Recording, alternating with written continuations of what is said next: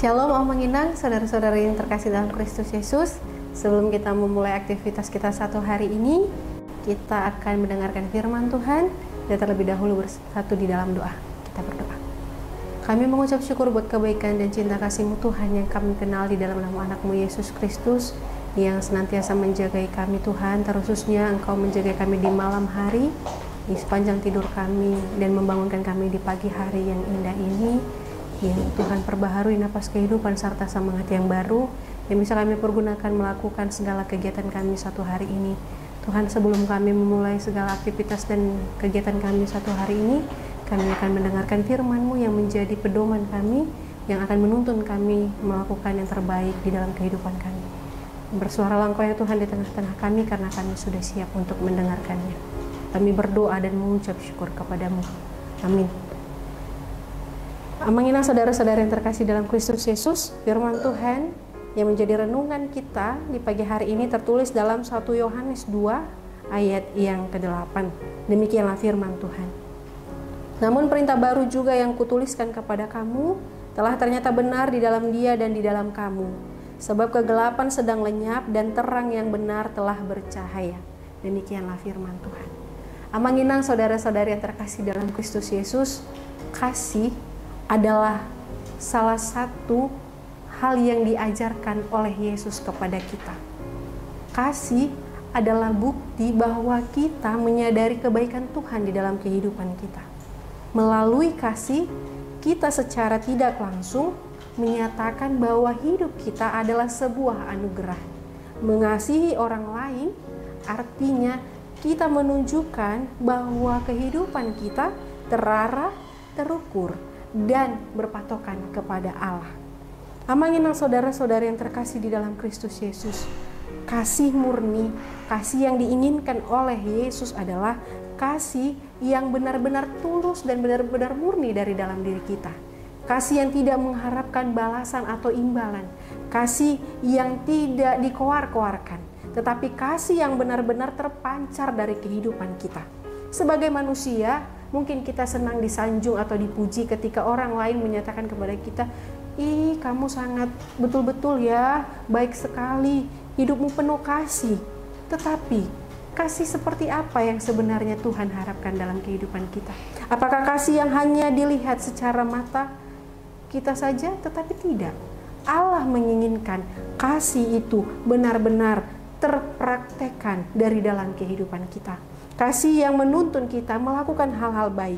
Kasih yang terpancar dari gerakan kita, tingkah laku kita, nada bicara kita, atau apapun dari setiap aktivitas di dalam tubuh kita.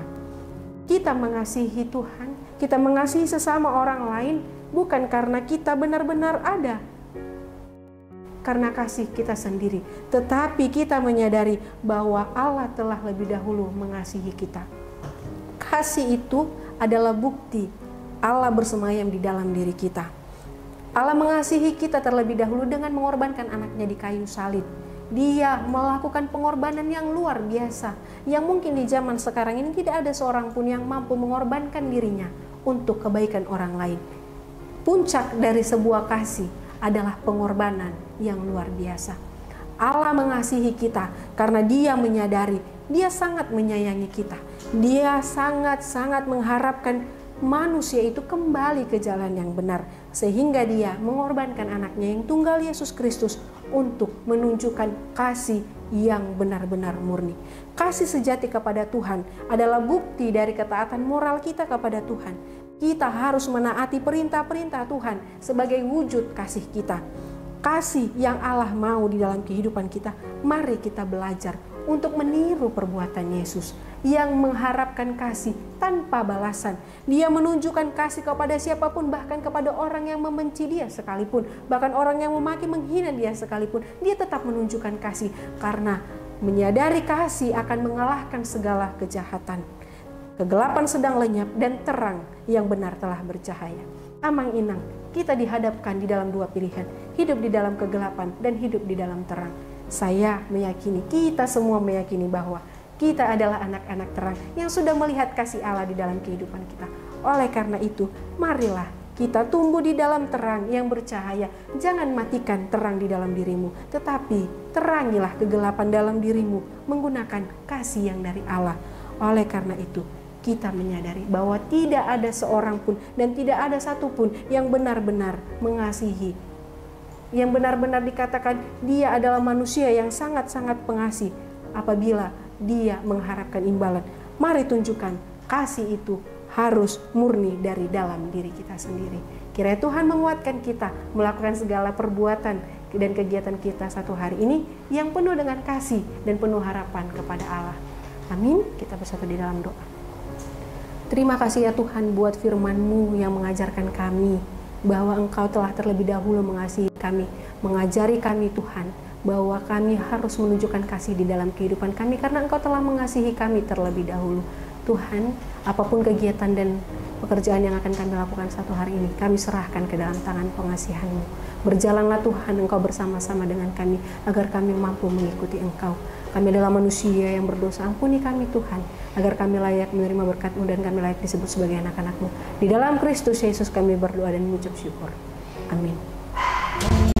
Mari kita bagikan renungan harian ini. Tuhan Yesus memberkati.